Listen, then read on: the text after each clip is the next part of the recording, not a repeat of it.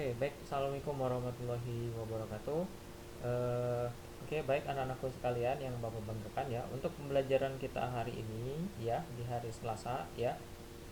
Tanggal berapa nih? Tanggal 22 Februari ya. Jadi untuk tanggal 22 Februari ini Bapak akan melanjutkan materi kita ya. Kemarin kan sudah Bapak jelaskan juga tentang perkenalan peluang ya. Kemudian kita akan lanjutkan kembali ya sedikit tentang masih tentang peluang, dan kemudian kita akan lanjutkan ke apa, kejadian majemuk ya, tapi tidak semua dulu, nanti Bapak akan bahas kembali untuk lanjutan videonya ya. Oke. Baik, untuk materi kita hari ini ya, kita akan membahas tentang komplement suatu kejadian ya. Nah, untuk komplement suatu kejadian ini ya, di mana A itu adalah komplement suatu kejadian A ya. Sedangkan A komplement, jadi AC di sini adalah, C ini adalah komplement. Nah, di mana A komplement ini sama dengan kejadian di mana A itu tidak terjadi ya. Atau kalau misalkan mungkin di SMP kamu pernah belajar tentang diagram Venn ya. Nah, di sini kan ada himpunan semestanya ya biasanya ya. Nah, di sini kan ada anggota A. Nah, A ini adalah di sini, di mana A ini biasanya nanti kan terdiri dari berapa elemen. Ya, ada elemen-elemennya atau anggota-anggotanya, ya. Sedangkan di sini A komplement itu ditaruhnya di luar. Bukan masuk ke anggota A. Kenapa? Karena A komplement ini dia bukan anggota dari A. Makanya dia ditaruhnya di luar, ya. Itu adalah A komplement. Ya, atau juga biasanya kalau dari beberapa buku bisa juga ada A aksen, ya itu sama aja sebenarnya ya. Nah, di sini kalau secara perumusan ya, secara perumusan secara perumusan itu untuk peluang ya suatu kejadian berupa komplement atau PA komplement itu sama dengan NA komplement per NS ya. Dimana NA komplement ini itu ya perumusannya adalah NS ya, NS dikurang NA per NS ya. NS itu apa? NS ini kan kemarin Bapak sudah jelaskan ya, itu adalah jumlah banyaknya sampel ya. Ya, gitu ya. N ini kan menunjukkan jumlah ya. Nah, NS. Nah, NA per NS ini kan sama dengan PA. Jadi kalau misalnya kita buat di sini PA ya, itu sama dengan NA ya, NA ya, NA per NS gitu ya. Makanya nanti di sini, nah satunya dari mana Pak? Ini kan NS dibagi NS sama dengan 1 min PA. Jadi rumus untuk apa? Untuk PA komplement ya, itu sama dengan 1 min PA, atau juga bisa dibalik ya. Nah, ini adalah secara perumusan ya. Nah, untuk contoh soalnya kita langsung saja untuk komplement suatu kejadian ya. Di sini adalah contoh soalnya ya. Sebuah dadu ya dilemparkan satu kali, maka ruang sampelnya adalah S. Jadi sebuah dadu ya. Dadu ini kan terdiri dari sisinya ada 1, 2, 3, 4, 5 dan 6 ya. Jika A kejadian muncul mata dadu lebih dari 2 ya, berarti kan kalau lebih dari 2 ya, itu kan terdiri dari ada 3, 4 gitu ya, 5 gitu, dan 6. Kan lebih dari 2 ya. Nah, jika A komplementnya adalah kejadian muncul mata dadu kurang atau sama dengan 2 ya. Sama dengan 2 ya. Kejadian muncul mata dadu kurang atau sama dengan 2. Berarti kan di sini kejadian A ini lebih dari 2, tapi kalau yang A komplement itu kurang dari 2 atau sama dengan 2. Berarti kan dia terdiri dari angka 1 ya dan 2. Maka tentukan peluang A komplementnya ya. Nah, di sini ada dua cara. Pertama ada cara kita menggunakan cara langsung ya. Jadi kita gunakan di sini, kita tentukan dulu NS-nya karena di sini adalah sebuah dadu ya. Sebuah dadu itu kan jumlah sampelnya ada 6 ya, ada angka 1, 2, 3, 4, 5, 6. Jadi berarti NS-nya adalah 6. Untuk NA-nya sama dengan 4. Kenapa 4? Nah, di sini kan lihat NA-nya ini tadi di sini adalah peluang muncul mata dadu lebih dari 2 ada 1, 2, 3, 4. Ada 3, 4, 5 dan 6. Berarti ada 4 ya. Dan NA komplement itu sama dengan 2, yaitu terdiri dari angka 1 dan 2. Nah, untuk mencari secara langsung, maka PA komplement itu sama dengan NA komplement ya, dibagi dengan NS. NA komplemennya berapa? 2.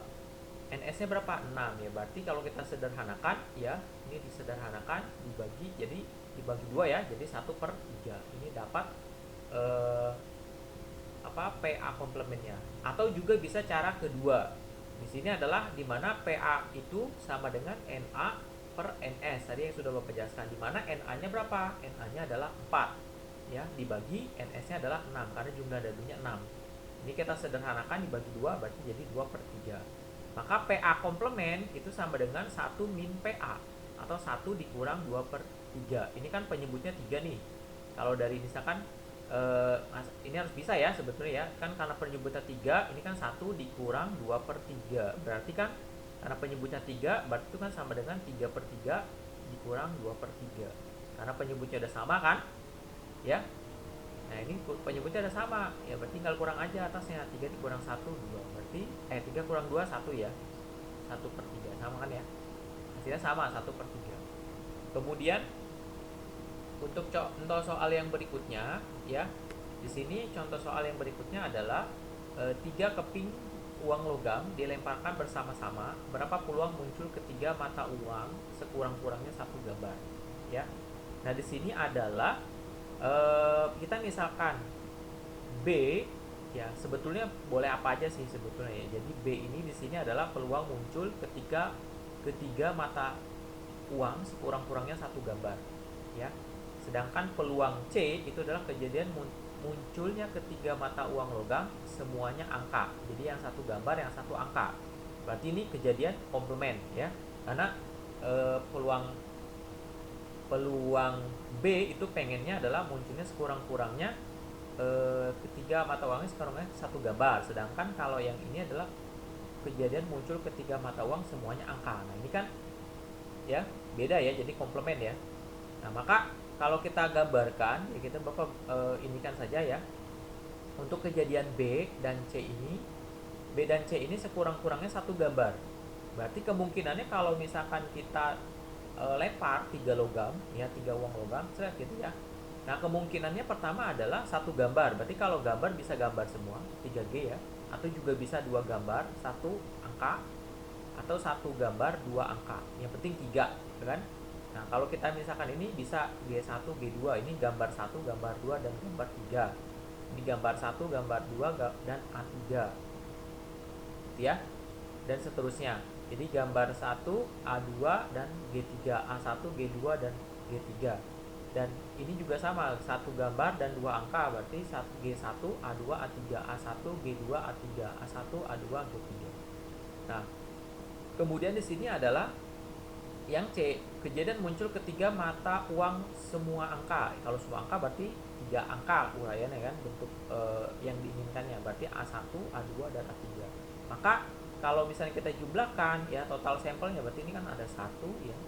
1 2 3 4 5 6 7 8. Ada 8. Maka nanti didapatkan ya untuk jumlah ruang sampelnya adalah 8. Ya. Maka P dari C ya muncul semua angka ya. Di sini kan ada angka ya, angka semua ya. Berarti peluang ini dari tabel di samping terlihat bahwa C adalah komplement kejadian B. Oleh karena itu PC sama dengan 1/8. Kenapa 1/8? Karena di sini kan yang muncul ya P ya, PC itu kan sama dengan apa? N dari C komplement ya, yang ini yang dibagi dengan NS. NC-nya berapa? Nah, di sini kan cuman ada 1. Ya, ada 1 berarti 1/8. Maka ininya didapatkan ya 1 dikurang 1/8 atau 8. Dan ini kan penyebutnya 8 ya. Berarti kan 8/8 dikurang 1/8 atau 8 kurang 1 berapa? 7. Itu 7/8 ya didapatkan. Ya. Kemudian untuk yang berikutnya ya kita akan bahas lanjutan ya, itu tentang kejadian majemuk ya. Oke, nah di sini untuk kejadian majemuk ya, kejadian majemuk itu nanti yang akan kita bahas ya. Nanti kejadian majemuk ini nanti itu ada 4 ya. Yang pertama ada kejadian saling lepas kemudian ada kejadian tidak saling lepas, kemudian ada kejadian saling bebas, dan ada kejadian bersyarat, ya. Nah, yang sebelum kita masuk ke ini ya, jadi untuk hari ini Bapak akan bahas ini saja dulu ya, apa namanya, untuk kejadian sampai kejadian saling lepas, ya. Untuk kejadian tidak saling lepas nanti di video yang berikutnya ya. Nah, di sini untuk kejadian ini ya, sebelum kita masuk ke jenis-jenis kejadian majemuk ya, jadi Bapak akan memperkenalkan terlebih dahulu ya. Jadi sebelum kita masuk ke ini, jadi untuk kejadian majemuk ini ada istilah A ya. A itu biasanya di sini disebut dengan gabungan A gabungan B. Nah, cuman di sini sama dengan, atau di sini adalah atau A atau B gitu ya. Boleh di apa? Diberikan tanda atau, karena di sini kan biasanya tandanya ada atau. A atau B sama dengan X sehingga anggota ini kan ini menandakan tanda anggota dari A, atau X sehingga X itu adalah anggota dari B. Atau biasanya untuk gabungan ya, ini tanda yang seperti ini gabungan, biasanya ditandai dengan kata atau. Sedangkan A irisan, nah ini kan A irisan, atau biasanya irisan itu dikatakan dengan tanda kata dan. A dan B, maka X sehingga X anggota dari A dan X sehingga X anggota dari B. Nah, di sini kalau secara perumusan ya, ini Bapak kalau turunkan secara kalkulus ini panjang dapat dari mana ya. Nah, sekarang Bapak akan coba langsung saja. Jadi, untuk A atau B secara perumusan itu adalah NA ditambah NB min NA dan B. A gabungan B sama dengan NA ditambah NB dikurang NA irisan B. Nah, ini adalah kalau secara perumusan ininya ya. Nah, atau nanti kalau dalam peluang kita bisa gabungkan tinggal P A gabungan B sama dengan P A ditambah PB ya. Ya, PA ditambah PB dikurang PA irisan B. Atau di sini boleh disebutkan P atau B sama dengan PA ditambah PB dikurang P A dan B. Ya. Nah, biasanya nanti makanya di sini nanti ada istilah, ada kata atau itu biasa tandakan dengan tanda gabungan ya. Nah, seperti ini. Kemudian ada irisan, ini biasanya kan ditandai dengan kata dan ya. Itu. Jadi ini untuk memperkenalkan terlebih dahulu sebelum kita masuk ke jenis kejadian majemuk.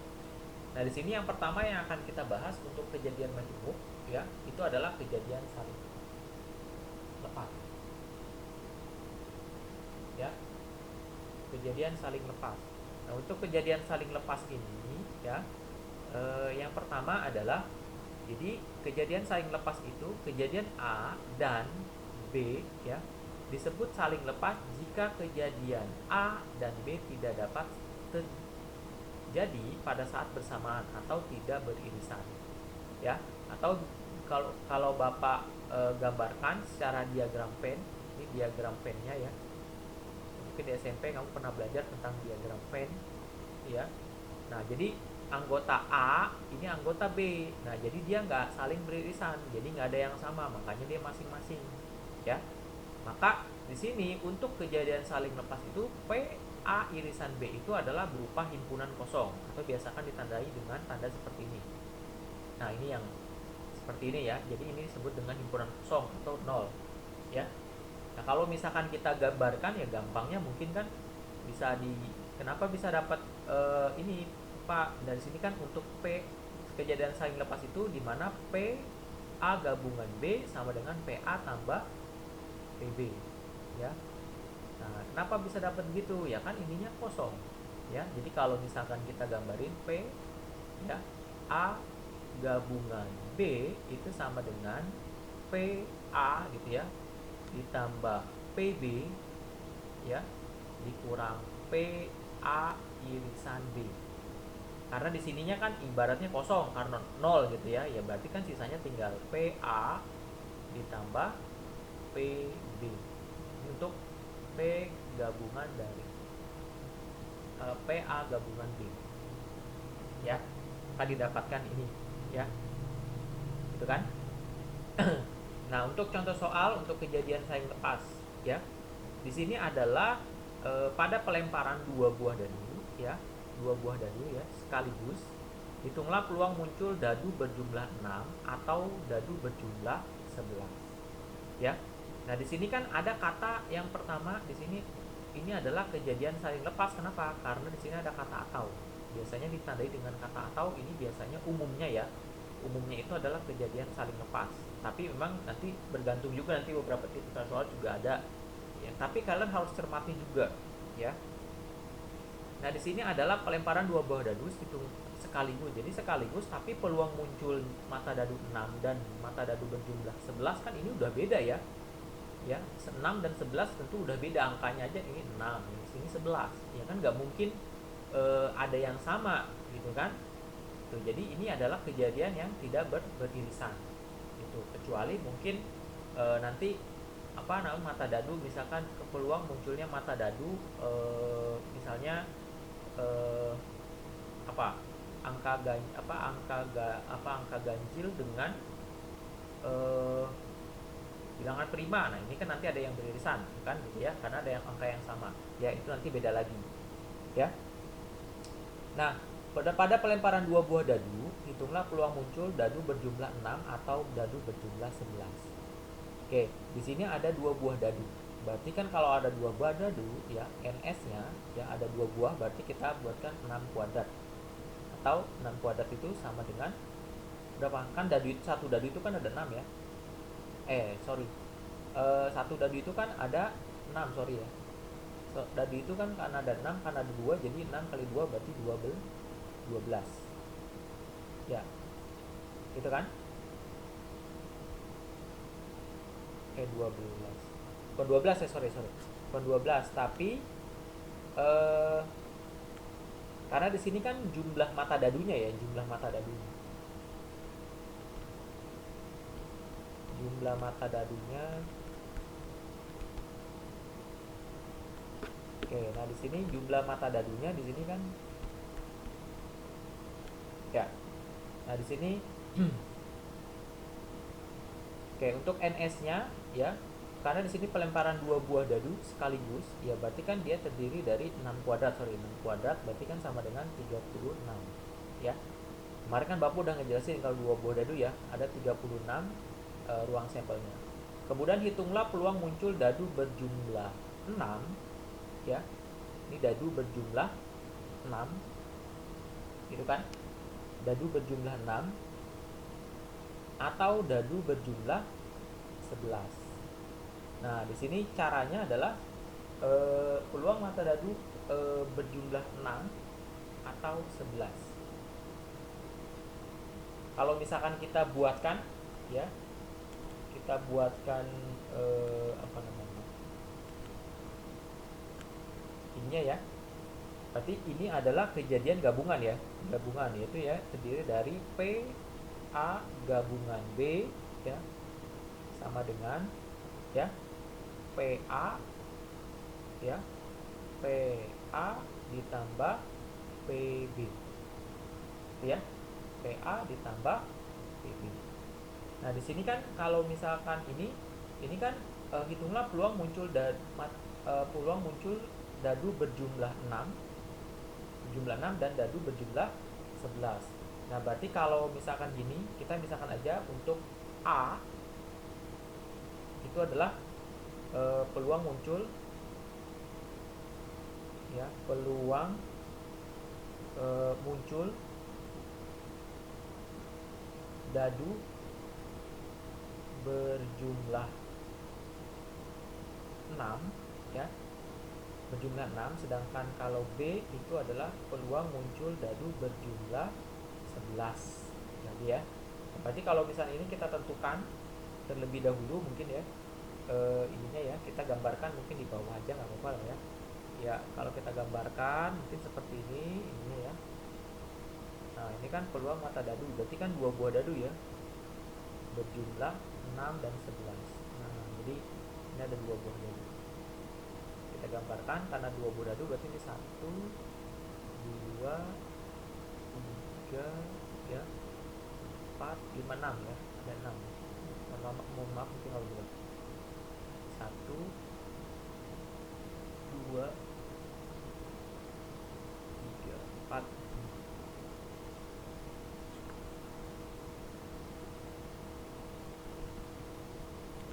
Lewat.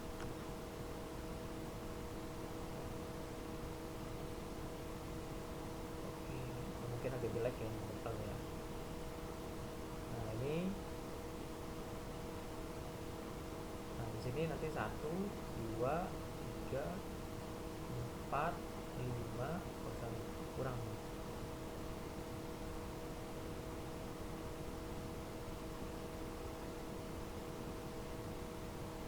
5, 6 ya. Di atasnya ini ada 1 ya. 1, 2, 3, 4, 5, 6 ya. Nah, di sini nanti kita gambarin aja mungkin dengan warna yang berbeda ya. Jadi biar tidak sama gitu ya. Nah, di sini kan ini kan 1 dengan 1 ya, berarti kan 1,1, 1,2 gitu kan, 1,3, 1,4, 1,5, 1,6 gitu ya. 1,6, kemudian 2,1, 2,2, 2,3, 2,4, 2,5, 2,6. Ini 3,1, 3,2, 3,3, 3,4 ya. 3,5, 3,6. Ini 4,1, 4,2, 4,3, 4,4, kemudian 4,5, 4,6. Kemudian di sini 5,1, 5,2 ya. 5,3, 5,4 ya. Kemudian 5,5, kemudian 5,6. Di sini ada 6,1 ya, 6,2, 6,3, 6,4, 6,5, 6,6. Nah, ini adalah ininya ya, ruang sampelnya ya. Nah, terus kalau di sini kalau kita mau menentukan yang mana nih kira-kira, tadi kan mata dadu berjumlah 6 ya. Berjumlah 6, mana yang 6 nih? Yang 6 itu berarti kan terdiri dari mana aja nih? Nah, ini kan. Nah, ini kan. Nah, ini yang 6. Ada berapa nih? Ada 1, 2, 3, 4, 5 ya, ada 5. Berarti untuk NA ya itu sama dengan 5 ya. Sedangkan kalau kita misalkan PA itu kan sama dengan NA per NS gitu ya. NA nya berapa? 5 per NS nya 36 ya. Kemudian kalau NB nya gimana? Nah, kalau NB kita lihat adalah peluang munculnya mata dadu berjumlah 11. 11 berarti kan penjumlahannya ya, dia kan terdiri dari, nah ini kan ya, nah, 5 tambah 6 11, 6 tambah 5 ini berarti ada 2 ya, berarti ada 2, maka PB ya itu sama dengan NB per NS ya. NB nya berapa? 2 per 36, maka PA tambah PB ya, PA nya didapatkan ininya ya, kita masukkan aja ke sini ya, sama dengan PA nya tapi didapatkan adalah 5 per 36 ditambah PB nya adalah 2 per 36, maka 5 ya kan, tekanan jemputnya udah sama ya, berarti tinggal dijumlahin aja atasnya, berarti 7 per 36. Nah, ini nanti hasilnya untuk apa, peluang munculnya ada mata dadu berjumlah 6 atau mata dadu berjumlah 9 ya. Oke, baik, untuk nanti kejadian kita saling lepas, saling bebas, dan kejadian bersyarat nanti akan dilanjutkan ke video yang berikutnya ya. Itu saja mungkin dari Bapak, kita akan lanjutkan lagi di video berikutnya. Bye bye.